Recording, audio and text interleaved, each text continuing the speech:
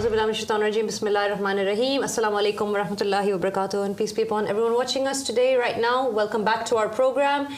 We are discussing the very tragic incident, the humanitarian crisis that is currently taking place at the Turkish-Bulgarian border, where over 100 members of the religion, the Ahmadi religion of peace and light, persecuted members of this religion, have been detained after seeking asylum legally by asking for free passage, safe passage across the Turkish-Bulgarian border.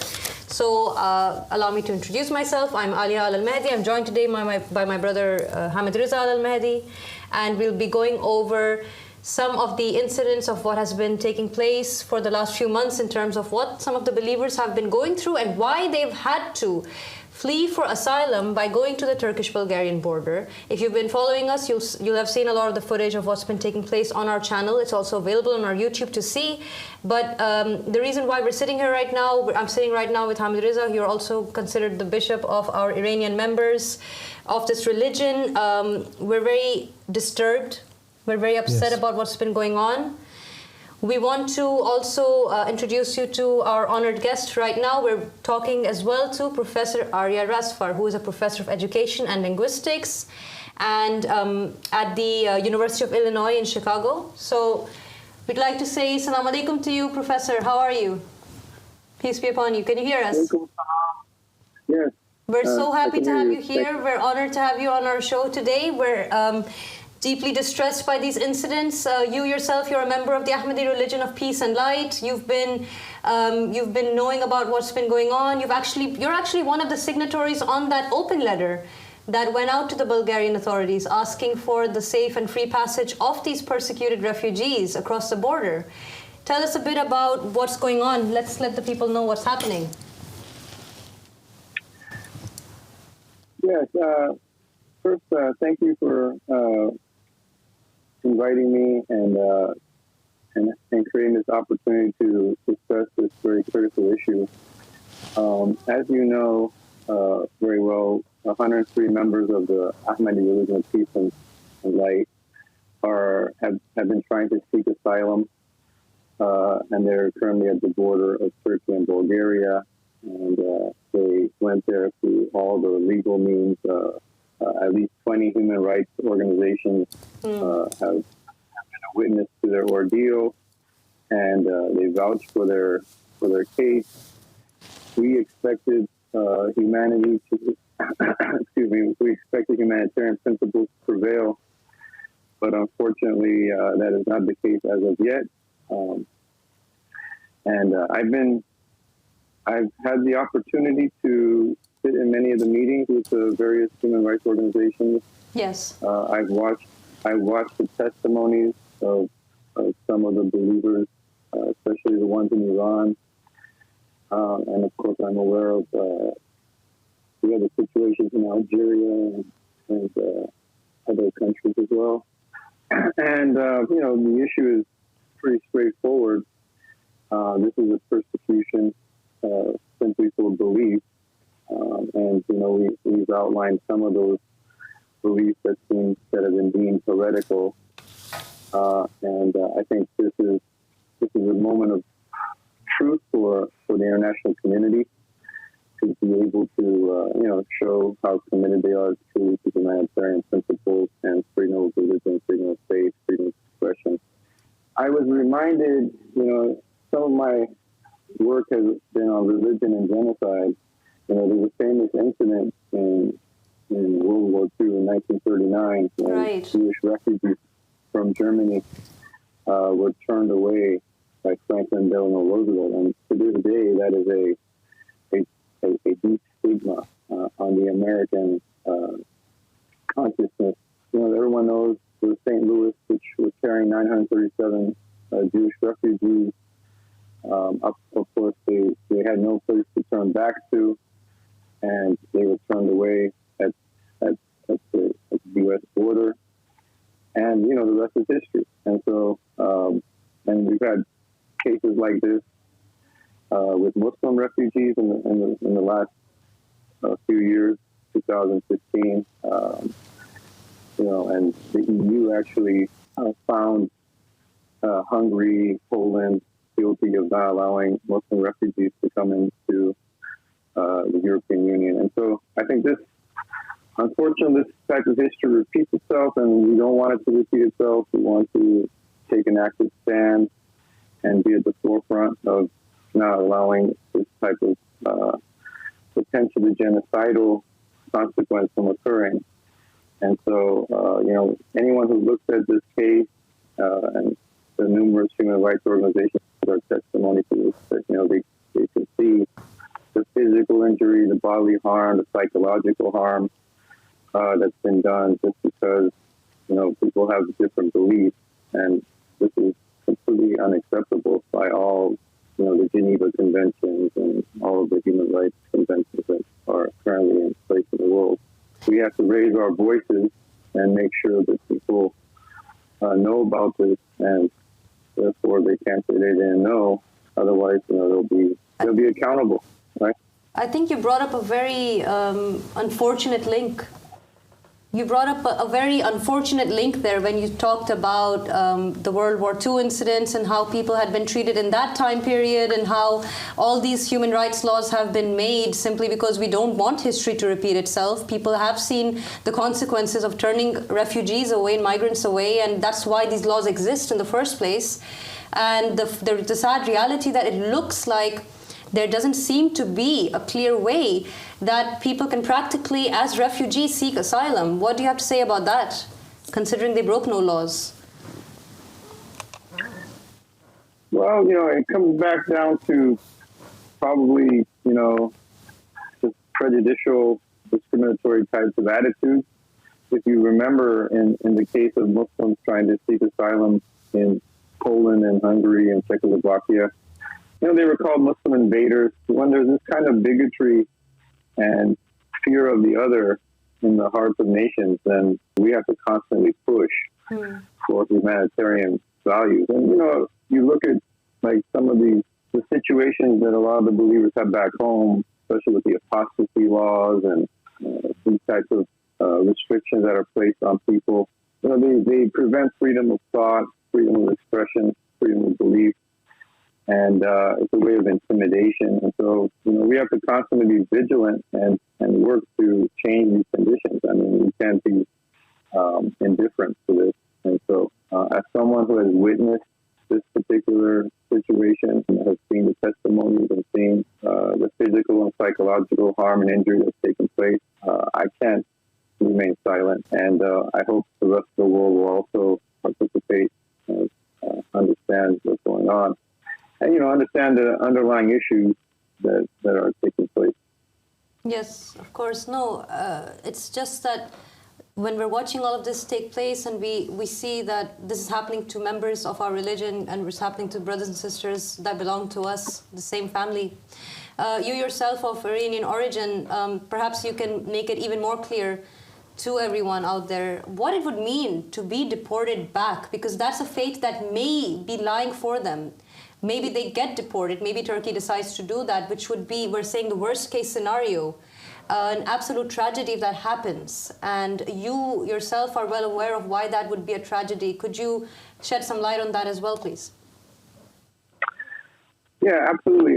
So, when we look at the details of what's going on, the members of the Ahmadi Religion of Peace and Light have expressed, their belief in the gospel, the goal of the wise, which, clarifies many points and, goes against many of the Orthodox beliefs. And Iran and many Muslim nations like Iran have laws that stipulate that anyone who goes against those beliefs, they're punishable by death.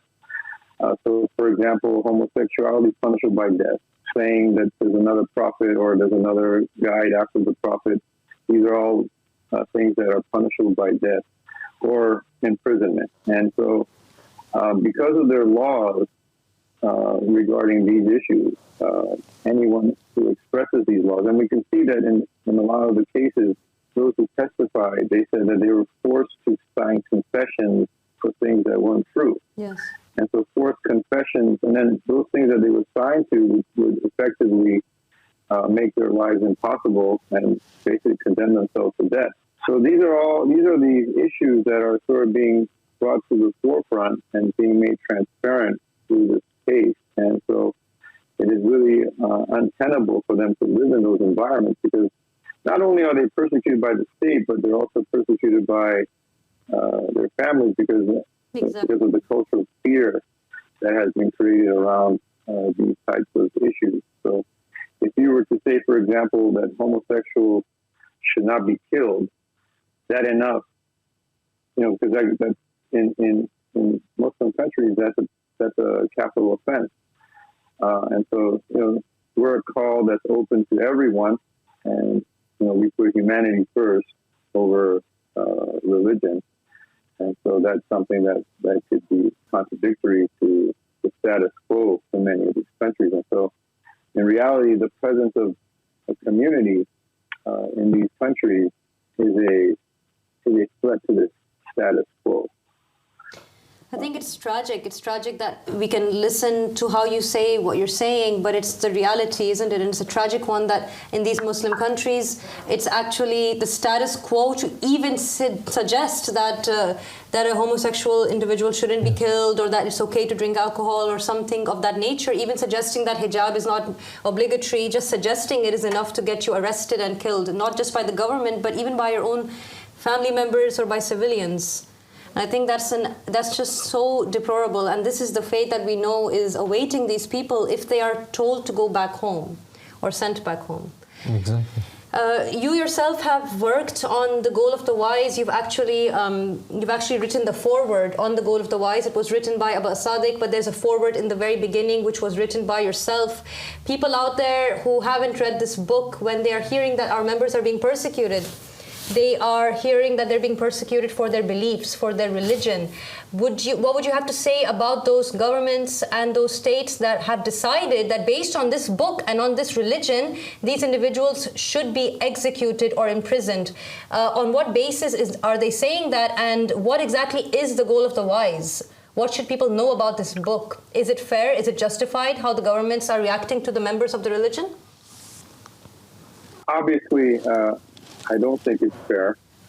This is an issue that you can clearly take back to the time of any prophet, right? And especially like Prophet Muhammad, peace be upon him. During his time, there was another person who claimed to be a prophet, and his name was Asylum. And how did the prophet act towards him and his followers? This is the question I asked. So apostasy laws and putting claimants or false claimants, all these things, creating an environment where people can't come and openly express their beliefs and even make these claims is counter to the spirit of true faith, right? So the question I ask is, did the prophet put a death sentence on Musaylama? That's a valid point. You look at the history of religion in general, especially Orthodox religion. Most Orthodox religions start off as a belief that's sort of a minority opinion, or a heterodox, that they might call. And, these types of moves actually show the weakness of the existing ideology. You're talking about a handful of people, 103 members. They can't live normally in their countries. And we've listed their beliefs. It's not like these beliefs are that strange, but, there's proof and there's evidences. Either it's true or it's not true. So let the court of public opinion decide, right? Let the evidence speak for itself. And then in the West, where human rights and freedom of expression, freedom of thought are celebrated, and even in the Muslim countries, on paper, they say we have freedom of belief, but when it gets tested, this is what happens. And so it's very important for us to stand up for freedom of thought and freedom of belief and freedom of religion, because, this is sort of what makes us human beings. And this is actually what the prophetic example is. The prophetic example is that they did not silence people who went against them, and they were people who claimed, these are prophets who claim to be from God, and if they're tolerant, then why are these so-called self-proclaimed inheritors of the prophets, why are they so bent out of shape?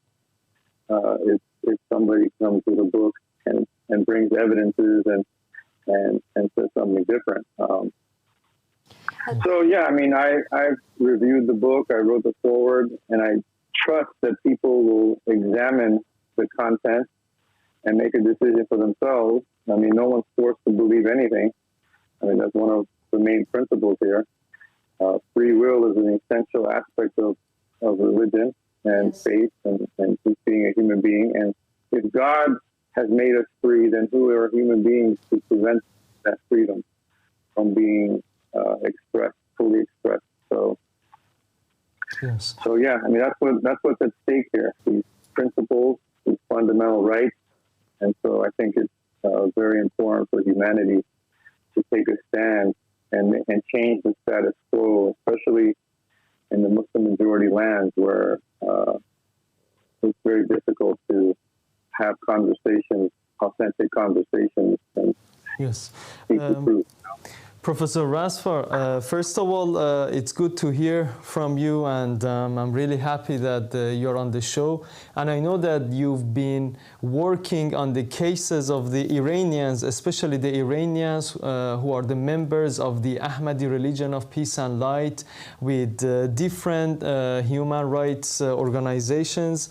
And I want to ask you, for those Iranians, those 15 who got arrested and they were tortured mentally and physically in Evin prison, and 3 of those Iranians were bailed out after their family members, they paid a huge amount of money, or they gave in their property or lands to the government, that some of them cost more than $100,000. They gave that to the government in order that these 3 people, they could have a chance until their court date. And these 3 people, they managed to escape the country for their life, and they went to Turkey and they joined these 103 people. And these 3 are amongst those 20 Iranians. What do you think will happen to these people if these people get deported to Iran? Especially after, when they escape the country, they release testimonies against the Iranian government and against their system, and how much they are against humanity, you know, and how much they don't tolerate any sorts of criticism towards their religion. They don't tolerate any religions that are not aligned with their own religion. Could you please emphasize on this point and maybe clarify this for the viewers, that if these Iranians, those 20, especially those 3 out of the 20 and the entire 20 of them, if they get deported back to Iran, what would happen to them by the government, the Iranian government? Well, most likely they will be executed or imprisoned. They will be dealt with very harshly. Definitely. Especially for these cases, given the track record and the public pronouncement. That's a very high. I mean, 99.99% possibility that's what's going to happen. Yes. I always leave a small percentage of hope that it wouldn't happen. But just given very the track recently, record and the I think just very recently they hanged a man publicly in front of men, women, and children, right? And it was on the news. They hanged a person publicly, and it was even on Iran International TV channel, and many people talked about it. This is Iran. They don't understand humanity. They have no human rights in Iran, and even their own laws. They have many different laws to protect human rights within the country that they don't even follow it themselves. I mean, these people, they are extremely dangerous, the Iranian government, and I think that the Iranians cannot be deported back to Iran at all. And I think the rest of the members of the Ahmadi Religion of Peace and Light, those who were basically seeking safety, that's all they wanted. Men, women, children who were completely innocent, and they were from educated families, and many of them were rich families actually. They had rich families back in their countries, but they escaped for their lives. These people, if they get deported back to their countries, and especially especially the Iranians, they're going to get executed. And the people, they have to understand this. The people, they have to understand this. The Turkish government, they have to understand this point. There is no going back for these people. And that's why we are coming here. We are, we are having these shows. We are going over the cases of these people. They have amongst them, three teenagers by the age of 15, 16, and 18. One of them was 17 years old, actually was beaten up by his family members, and he escaped, and he turned 18 in Turkey by the name of Nima. And this, for example, this teenager, if he gets deported, first of all, his family members are not going to support him. Why? Because in Iran, because of the laws, for example, if anyone criticizes the government or does anything that the government doesn't like it, they can even put pressure on the family members. Yes, it's even the family members can be arrested. It's such a devastating situation. Professor Razfar, we are looking right now at a humanitarian crisis that is honestly, it's a very strange situation, because right now we're talking about international law. We're not talking about an isolated incident happening in a place, in a country far away. We're talking about international human rights laws are being broken right now. And there is a deafening silence, because the news has spread and is spreading every day further and further. What do you have to say right now in terms of the fact that there are all these countries out there, part of the UN itself, you've got countries claiming that freedom of religion is an important fact. What would you say to those countries, to the West, that calls out for freedom and for human rights? What do you have to say to them? Very simple, two words: never again. Yes. These were the two words that came out of the 1951 Geneva Convention. These are the two words that were the greatest lessons of the Holocaust. Unfortunately, in the last 70 years, we've seen genocide all over the world, and we don't want this to be another chapter in that gory record. One of the very famous Holocaust scholars, Viktor Frankl, he constantly talked about how silence equals death. And so, humanity right now, this is something that's happening on live social media feeds. It's being documented by human rights organizations. I myself have been a participant in looking at those testimonies. We can't afford to take a chance at creating another tragedy and adding to this horrible record. So we have to stick to. Never again means never again. There's no other way about it. And so here we are. Absolutely. Thank you so much for those very deep words. Absolutely never again. This was the promise that was made. Let's see if they're going to uphold that promise. It's an important reminder. It's a good opportunity for them to show that they believe in their own words and their own constitution. Let's hope that Turkey does not decide to deport those people. Thank you so much for your time today with us, Dr. Razfar. It was an absolute honor and a pleasure to speak to you on this platform. Thank you very much. Thank you so much. Thank you.